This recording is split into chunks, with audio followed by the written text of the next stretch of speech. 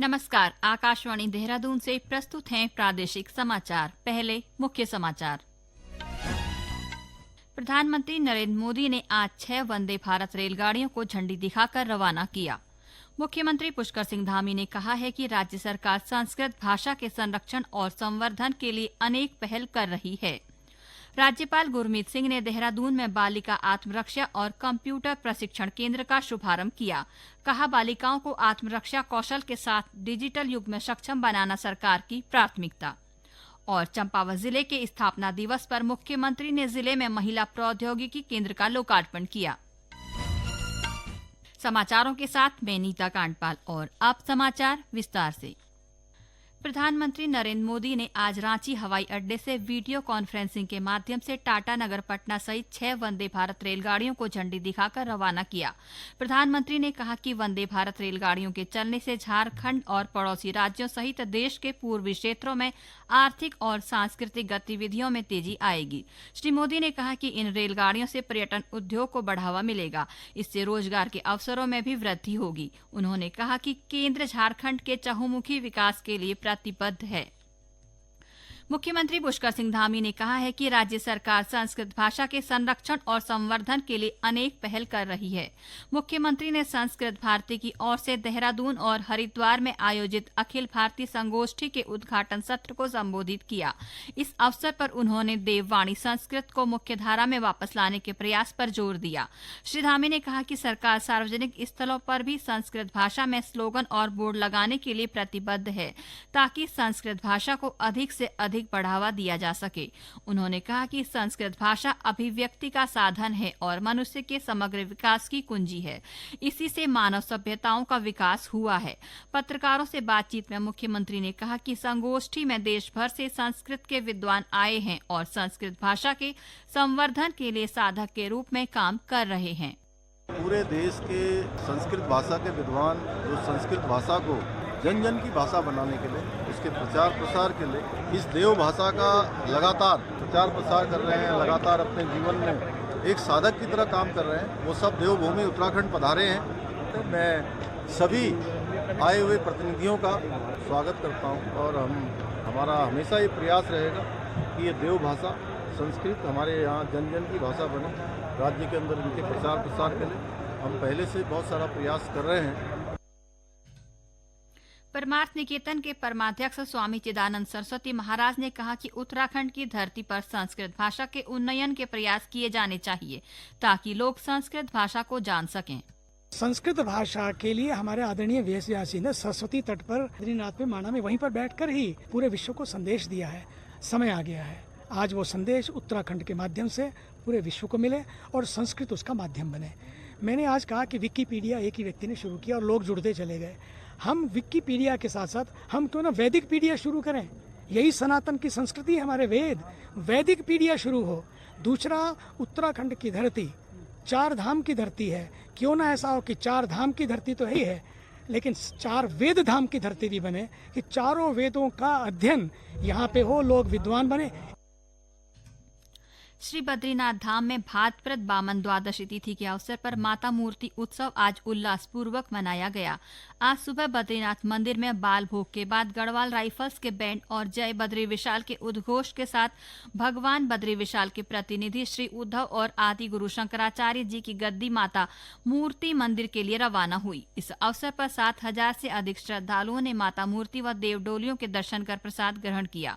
बद्री केदारनाथ मंदिर समिति के जन संचार प्रभारी डॉक्टर हरीश गौड़ ने बताया कि देवडोलियों के श्री बद्रीनाथ पहुंचते ही मंदिर श्रद्धालुओं के दर्शन के लिए खुल गया। ये समाचार आकाशवाणी के देहरादून केंद्र से प्रसारित किए जा रहे हैं। राज्यपाल गुरमीत सिंह ने आज देहरादून स्थित राजभवन के आवासीय कॉलोनी में बालिका आत्मरक्षा और कंप्यूटर प्रशिक्षण केंद्र का शुभारंभ किया। इस अवसर पर राज्यपाल ने कहा कि केंद्र को बनाने का उद्देश्य बालिकाओं को आत्मरक्षा कौशल के साथ डिजिटल युग में सक्षम बनाने के लिए आवश्यक कंप्यूटर प्रशिक्षण प्रदान करना है। उन्होंने कहा कि ये समय बालिकाओं को आत्मनिर्भर और उन्हें हर चुनौती के लिए तैयार करना है। इस केंद्र में बालिकाओं को आपात स्थिति से निपटने के लिए कराटे, ताइक्वांडो और और मार्शल आर्ट सिखाई जाएगी। साथ ही इसमें बच्चों को कंप्यूटर का आधारभूत ज्ञान और अन्य तकनीकी कौशल का प्रशिक्षण दिया जाएगा। कार्यक्रम में राज्यपाल ने राजभवन की पत्रिकाओं देवभूमि संवाद और नंदा का विमोचन और सगंध पौध वाटिका का भी उद्घाटन किया। इस मौके पर उन्होंने जरूरतमंदों को आर्थिक सहायता के चेक वितरित किए। आज चंपावत जिले का 27वां स्थापना दिवस है। इस अवसर पर जिले भर में विभिन्न कार्यक्रम आयोजित किए गए। गौरतलब है कि 15 सितंबर 1997 में चंपावत को एक स्वतंत्र जिला घोषित किया गया था। इससे पहले चंपावत अल्मोड़ा जिले का एक हिस्सा था। चंपावत के स्थापना दिवस पर आयोजित कार्यक्रम में वर्चुअली प्रतिभाग करते हुए मुख्यमंत्री पुष्कर सिंह धामी ने जिले में स्थापित महिला प्रौद्योगिकी केंद्र का उद्घाटन किया। साथ ही इसरो के माध्यम से आदर्श चंपावत स्थानिक डैशबोर्ड मानचित्र का उद्घाटन किया। कार्यक्रम को संबोधित करते हुए मुख्यमंत्री ने कहा कि आदर्श चंपावत के तहत जिले में विभिन्न विकास कार्य किए जा रहे हैं। बागेश्वर के जिलाधिकारी आशीष भटगई ने आज जिला अस्पताल का निरीक्षण किया। उन्होंने प्रभारी मुख्य चिकित्सा अधीक्षक को अस्पताल में सभी व्यवस्थाएं शीघ्र दुरुस्त करने के निर्देश दिए। साथ ही जिलाधिकारी ने अस्पताल में निर्माण कार्य समय पर पूरा करने के लिए कार्यदायी संस्था से समन्वय स्थापित कर कार्य की निगरानी करने को कहा। उन्होंने चिकित्सालय में बंद पड़े जन औषधि केंद्र को पुनः क्रियाशील करने के लिए आवश्यक कार्रवाई करने के भी निर्देश दिए। इस दौरान उन्होंने विभिन्न वार्डों में मरीजों से बात कर उनका हालचाल जाना और व्यवस्थाओं की जानकारी ली। आज अभियंता दिवस है। महान अभियंता सर मोक्षगुंडम विश्वेश्वरैया के जन्मदिन पर यह दिवस मनाया जाता है। प्रधानमंत्री नरेंद्र मोदी, केंद्रीय गृह मंत्री अमित शाह और मुख्यमंत्री पुष्कर सिंह धामी ने अभियंता दिवस की शुभकामनाएं दी हैं। प्रधानमंत्री ने अभियांत्रिकी के क्षेत्र में योगदान के लिए सर विश्वेश्वरैया के योगदान का स्मरण किया है। सोशल मीडिया पोस्ट में उन्होंने कहा कि देश की प्रगति, नवाचार और चुनौतियों से निपटने में अभियंताओं का योगदान सराहनीय रहा है। श्री शाह ने सोशल मीडिया पोस्ट में कहा कि अभियंता देश के विकास, नवाचार और प्रगति में मुख्य भूमिका निभाते हैं। श्री अमित शाह ने भारत रत्न से सम्मानित सर एम विश्वेश्वरैया को श्रद्धांजलि अर्पित करते हुए कहा कि उनकी बहुमूल्य विरासत भारत का भविष्य बनाने में अभियंताओं को प्रेरित करती रहेगी। राजधानी देहरादून सहित प्रदेश के अधिकांश जिलों में आज मौसम साफ रहा। मौसम विभाग के अनुसार अगले 36 घंटों के दौरान प्रदेश में मौसम सामान्य रहेगा, जबकि 17 से 19 सितंबर तक राज्य के अधिकांश जिलों में बारिश का अनुमान है। वहीं राज्य में 12 और 13 सितंबर को हुई भारी बारिश के बाद अवरुद्ध मार्गों को खोलने का कार्य युद्ध स्तर पर जारी है। प्राप्त जानकारी के अनुसार राज्य में अधिकतर अवरुद्ध मार्गों को यातायात के लिए सुचारू कर दिया गया है। चमोली, रुद्रप्रयाग और उत्तरकाशी में यात्रा मार्गों पर आवागमन सुचारू रूप से जारी है। ऊधम सिंह नगर पुलिस ने मादक पदार्थ तस्करों के खिलाफ बड़ी कार्रवाई करते हुए सफलता हासिल की है। पुलिस के स्पेशल ऑपरेशन ग्रुप एसओजी और anti narcotics task force ANTF की टीम ने लांबा खेड़ा रोड और बहेड़ी बॉर्डर क्षेत्र से चेकिंग के दौरान 2 मादक पदार्थ तस्करों को करीब 48 किलोग्राम गांजा के साथ गिरफ्तार किया है, जिसकी कीमत 17 लाख रुपए से अधिक है।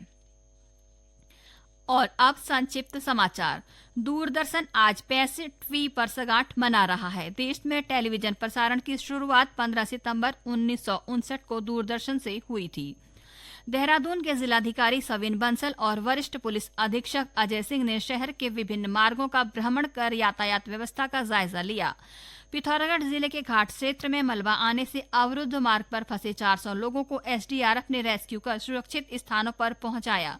कल देर रात एसडीआरएफ क्षेत्र में मार्ग अवरुद्ध होने के कारण ये लोग फंसे थे। राष्ट्रीय औषधि पादप बोर्ड और राज्य औषधि पादप बोर्ड के सहयोग से रुड़की में औषधि जड़ी बूटियों पर जागरूकता अभियान चलाया गया। महिला कांग्रेस स्थापना दिवस के अवसर पर कांग्रेस कार्यालय पौड़ी से महिलाओं का सदस्यता अभियान शुरू किया गया। इस अभियान के तहत कांग्रेस ने प्रदेश भर में 10 लाख महिलाओं को सदस्य बनाने का लक्ष्य रखा है। पौड़ी के क्षेत्रीय विधायक राजकुमार पोरी ने आज व्यापार सभा के नवनिर्वाचित पदाधिकारियों को पद और गोपनीयता की शपथ दिलाई। व्यापार सभा के नवनिर्वाचित अध्यक्ष विनय शर्मा ने कहा कि पौड़ी शहर की समस्याओं के समाधान के लिए कार्य करेंगे। अंत में मुख्य समाचार एक बार फिर। प्रधानमंत्री नरेंद्र मोदी ने आज 6 वंदे भारत रेलगाड़ियों को हरी झंडी दिखाकर रवाना किया। मुख्यमंत्री पुष्कर सिंह धामी ने कहा है कि राज्य सरकार संस्कृत भाषा के संरक्षण और संवर्धन के लिए अनेक पहल कर रही है। राज्यपाल गुरमीत सिंह ने देहरादून में बालिका आत्मरक्षा और कंप्यूटर प्रशिक्षण केंद्र का शुभारंभ किया। कहा, बालिकाओं को आत्मरक्षा कौशल के साथ डिजिटल युग में सक्षम बनाना सरकार की प्राथमिकता। और चंपावत जिले के स्थापना दिवस पर मुख्यमंत्री ने जिले में महिला प्रौद्योगिकी केंद्र का लोकार्पण किया। इसके साथ ही प्रादेशिक समाचारों का ये बुलेटिन समाप्त हुआ। नमस्कार।